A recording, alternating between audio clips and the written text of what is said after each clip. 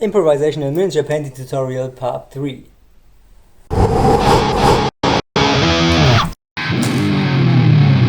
So we got a friend here with the glazes dried, he's ready to go.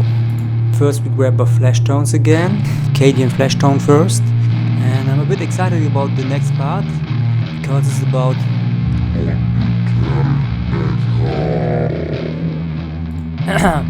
sorry, where was I? Yes. Yeah, you heard it, you love it, I hope. It's pretty fun, and as I mentioned before, we won't be getting too technical with that.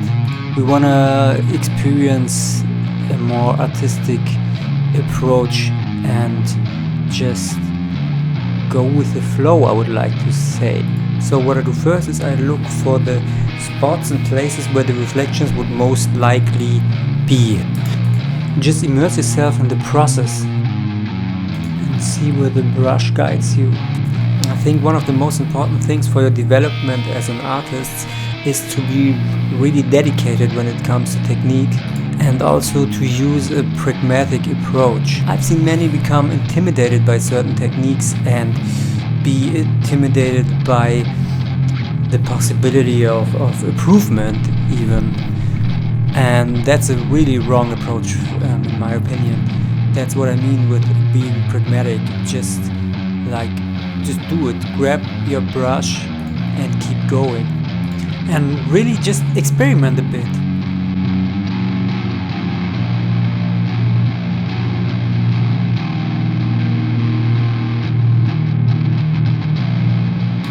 The next skin tone is Kislev Flash, so it's like the next lighter tone.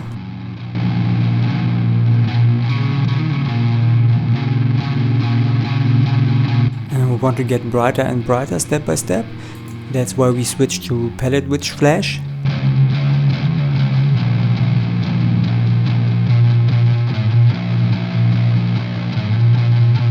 Basically what we're doing here is edge highlighting, using the same approach as with the Kislev Flash, but we narrow down the range of motion with a brush. We are getting closer to the edges and painting smaller areas.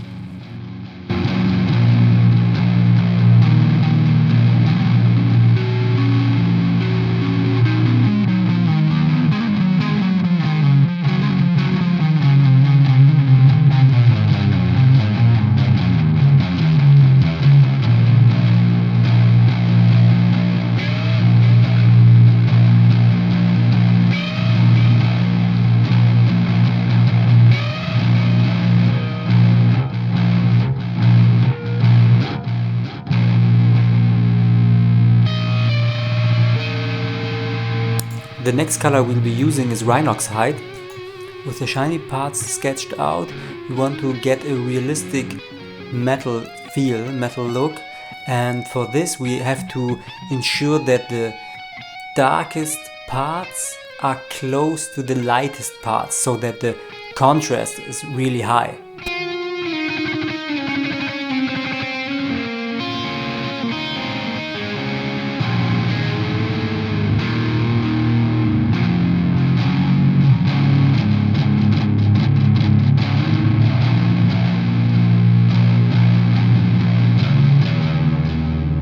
At this point I want to have some highlights for the darker parts, and I use Scrag Brown for that because I think it's a color that also merges the lighter parts with the darker parts very well.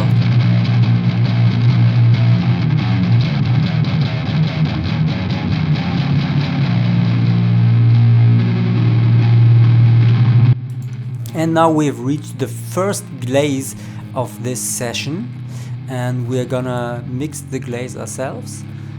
So we take our glaze medium, mix in a little bit of Scrag Brown and a little bit more of Palette Witch Flash. And we can get a bit sloppy again finally after all this detail work, applying the glaze where the darkest and lightest colors meet to blend them together.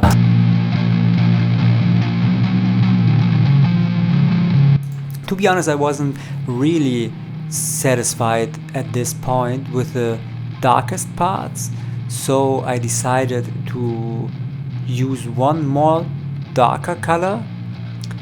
That's why I took Mornfang Brown for some more detail work between the light and dark parts. One of the aspects that make copper one of the most uniquely colored metals is verdigris, or verdigris as Americans say, I think. And for that we use War Flash, and I really enjoyed this part, and I bet you will too. I don't know, it feels a bit rebellious to paint metal green, but most and foremost it just gives it a much more, a little boost of realisticness.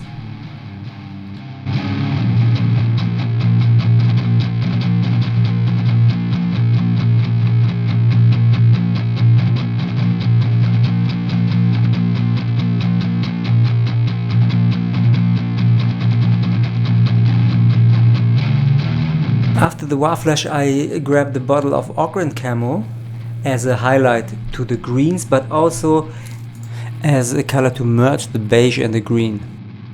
As a brown highlight I picked Scrag Brown again, and I'm really jumping back and forth here. I feel like sometimes I need to break the habits of my usual painting process.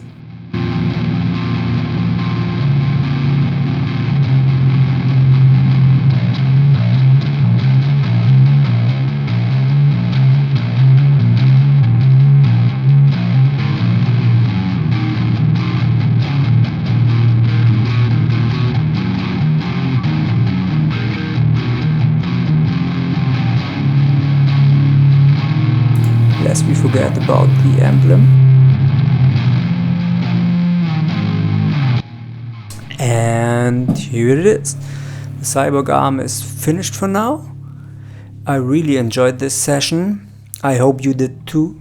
We have also reached the end of this video. And if you haven't already, consider to like and subscribe the shit out of my channel. And also check out the other parts of this tutorial, and I hope to see you soon.